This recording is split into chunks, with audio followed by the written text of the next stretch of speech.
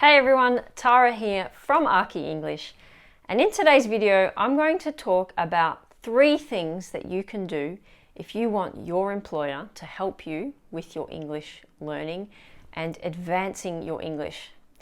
I'm also going to talk about 3 things that you can do as an employer to support somebody who has English as a second language.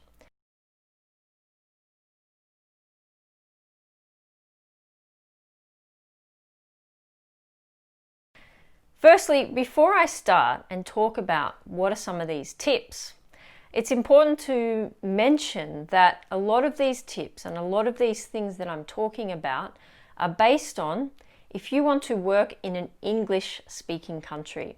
So I'm going to use examples that I have used throughout my career in Australia. So this advice comes through the lens of somebody who's lived and worked in Australia.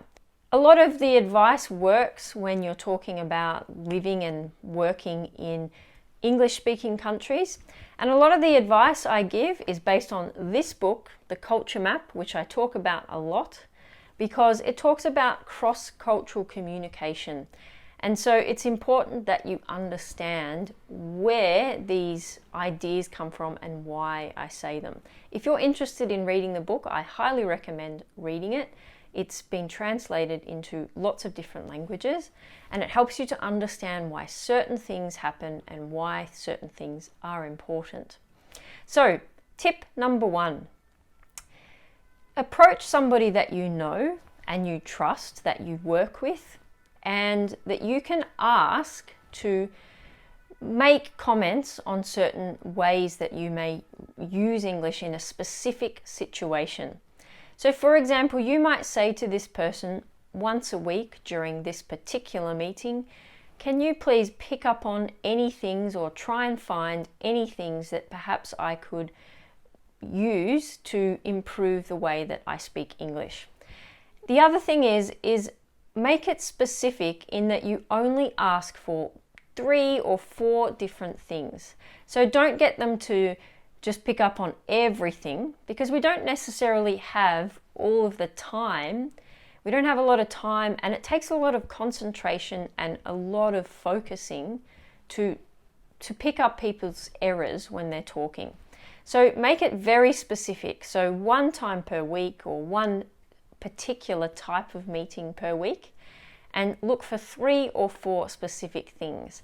And then make a time with this person to sit down and discuss some of these errors that you made or some of the things that you could do to improve your English. Now, if you do it like this, it means you're creating a safe environment where the person that is giving you the feedback knows that you want the feedback, and also you are making a time to show that you're being really proactive about what you want to learn. And it gives them the confidence that it's okay for them to correct you. Step number 2 is to think about some of the things that maybe you are most frustrated by. So maybe you spend a really long time writing emails. Maybe you spend a really long time trying to figure out what people are saying when you're on the phone to them, for example. If those 2 things are problems to you, write them down and think about what are some of the solutions that you could implement in order to overcome these problems. So for example, with emails, if emails are challenging, maybe your solution would be that you want to create a template of a few different emails that would work for different situations that you could have on hand with you all the time. And the other thing, if you were having struggles with the telephone, maybe your solution for that could be that you want to practice being on the telephone with somebody. Once you know your problem and the solution, take these problems and solutions to your manager or to your boss and tell them what you're thinking. Say, I've got this problem, this solution, what do you think? And they are more than likely going to give you some of their suggestions for how you might improve also. The thing about this is that when you go to your boss with a problem and a solution, it shows that you're proactive and that you're dedicated to improving your English. Now, this is really important to say because a lot of my students, when I suggest this to them, they say they could never do that, or they don't feel like they want to do that because they don't want their boss to feel like they're incompetent or they don't know what they're doing. Now, if you struggle with something and you really want to improve, in my opinion, and I'm sure lots of other employers would agree with me, if you come with a problem and a solution, your boss is more likely to listen to you, more likely to give you some really good solutions to overcome this problem. Tip number 3 is to try and find a mentor. Now, that mentor might be somebody that works with you and is able to see how you use language every day so they can observe certain things. Or that person might be outside of your job. Maybe it's somebody, a friend, but somebody that you can meet with consistently and you can figure out some things that you could do to improve. So with this mentor, one good way to get this mentor to help you is to think of something that you could do consistently. So one thing, for example, that I do with my students is we do table topic questions. So I have a list of questions on little cards, and then we go through these questions. And so it's talking off the top of our heads, unplanned, and then we're trying to think of something to say. And then that gives your mentor the opportunity to listen to what you say, they can respond to you, and they can give you some advice. And then it allows them to give you some corrections, for example. And again, it's about creating this safe environment that your mentor knows they can give you feedback and that you feel okay about taking on feedback because you've asked for it. So this is about creating situations where you make the people around you aware that you really want to improve. I hope you find those tips useful if English is your second language and you're working in an English speaking office. I'm going to make a video in a few weeks about what you can do if you want to improve your English, but you're working in a country where English is not the chosen language or it's not used every single day. What are some of the things that you can do to get your employer to help you? Now I'm going to talk about what can you do if you have an employee who has English as a second language and you really want to support them.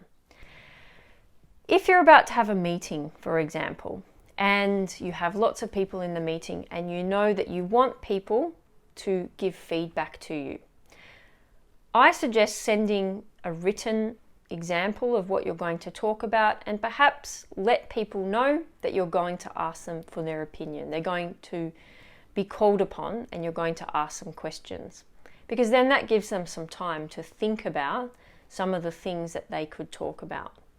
Sometimes also what can happen is people who have English as a second language might want to say something, but they don't have enough time to prepare or they don't have enough time to think about certain things that they need to say. The other thing that you can do is try and minimize the amount of abbreviations that you use. Now, I know that we use abbreviations a lot in design, like contract administration is CA, CD can be contract documentation, FFL, finished floor level. How do you know that people have understood what you're talking about? It's a matter of trying sometimes to just make sure that people have understood what you've said. I had a meeting the other day and somebody said to me, let's get a jump on this, the Savo. So some of these things that we say, we just assume that people understand what we're talking about. So make sure people have an opportunity to understand what the content will be of the meeting, give them those opportunities. The other thing I would say is ask people, when you're asking people questions, make sure that you give them ample opportunity to think about the question during the meeting, and make sure they know that you will call upon them in the meeting if they haven't said anything or you want their opinion. Then they're aware of it. Also be aware that sometimes people who have English as a second language might not want to raise certain things within the meeting itself. They might be afraid of conflict or not really necessarily like conflict, and might feel as though raising certain questions might be a sign of conflict. So make sure that they're aware that later on they can come to you privately, or they can send you an email if they have any questions. My second tip is to let people who have English as a second language, let them know that it's available to them to do training so that they can advance their English. Now that might be informal training within the office, or it might be training programs.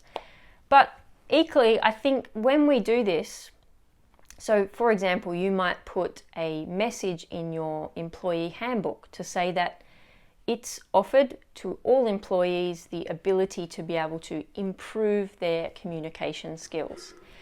Offer this to everyone in your office, because communication is important within an office, no matter what language you speak.